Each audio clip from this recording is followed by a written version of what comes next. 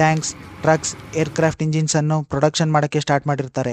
ಆ ಪ್ರೊಡಕ್ಷನ್ ಲೈನಲ್ಲಿ ಕೆಲಸ ಮಾಡೋ ಜನರಲ್ಲಿ ಅರ್ಧದಷ್ಟು ಜನ ವಾರ್ ಪ್ರಿಸ್ನರ್ಸ್ ಆಗಿರ್ತಾರೆ. 2ನೇ ಮಹಾಯುದ್ಧದಲ್ಲಿ ಅವರ ಕಂಪನಿಯು ಬಾಂಬ್ ದಾಳಿಗಳಿಂದ ಹಾನಿಯಾಗಿರುತ್ತೆ. ದಾಳಿಯಿಂದ ಅವರ ಕಂಪನಿಗಳಿಗೆ ಹಾನಿಯಾಗಿತ್ತೇ ಹೊರತು ಅವರ ಲೈಫ್ ಸ್ಪಿರಿಟ್ಗೆ ಅಲ್ಲ. 2ನೇ ಮಹಾಯುದ್ಧ ಮುಗಿದ ಮೇಲೆ ಅವರು ಮತ್ತೆ ಕೆಲಸ ಶುರು ಮಾಡ್ತಾರೆ. ಲಕ್ಸುರಿ ಕಾರ್ಸ್ನ ಪ್ರೊಡ್ಯೂಸ್ ಮಾಡೋಕ್ಕೆ ಸ್ಟಾರ್ಟ್ ಮಾಡ್ತಾರೆ. ಫೀನಿಕ್ಸ್ ಬರ್ಡ್ನಂತೆ ಮೇಲೆ ಹೇಳ್ತಾರೆ. 2ನೇ ಮಹಾಯುದ್ಧದ ನಂತರ 3 ದಶಕಗಳ ಕಾಲ ಮರ್ಸಿಡೀಸ್ ಬೆಂಜ್ನ ಸುವರ್ಣ ಯುಗ ಅಂತಲೇ ಹೇಳ್ಬೋದು. 1950ರಲ್ಲಿ 300 SL ಗಲ್ವಿಂಗ್ ಎಂಬ ಅತ್ಯದ್ಭುತ ಕಾರನ್ನು ಪರಿಚಯಿಸುತ್ತಾರೆ. ಅದು ಕೇವಲ ಕಾರಾಗಿರಲಿಲ್ಲ, ಅದೊಂದು ಕಲಾಕೃತಿ ಅಂತಲೇ ಹೇಳ್ಬೋದು. ಎಲಿಗೆಂಟ್ ಡಿಸೈನ್, ಮೇಲಕ್ಕೆ ತೆರೆಯುವಂಥ ಬಾಗಿಲುಗಳು. 100 SL ಕಾರು ಗಂಟೆಗೆ 260 ಕಿಲೋಮೀಟರ್ ವೇಗದಲ್ಲಿ ಚಲಿಸುತ್ತಿತ್ತು. 1970 ಹಾಗೂ 80ರ ಸಮಯದಲ್ಲಿ ಮರ್ಸಿಡೀಸ್ ಬೆಂಜ್ ಎಂದರೆ ಲಕ್ಸುರಿ, ಡ್ಯೂರಬಿಲಿಟಿ ಎಂದೇ ಹೆಸರುವಾಸಿಯಾಗಿತ್ತು. ನಂತರ 1979ರಲ್ಲಿ ABS anti braking locking system ಮತ್ತು ಏರ್ ಬ್ಯಾಗ್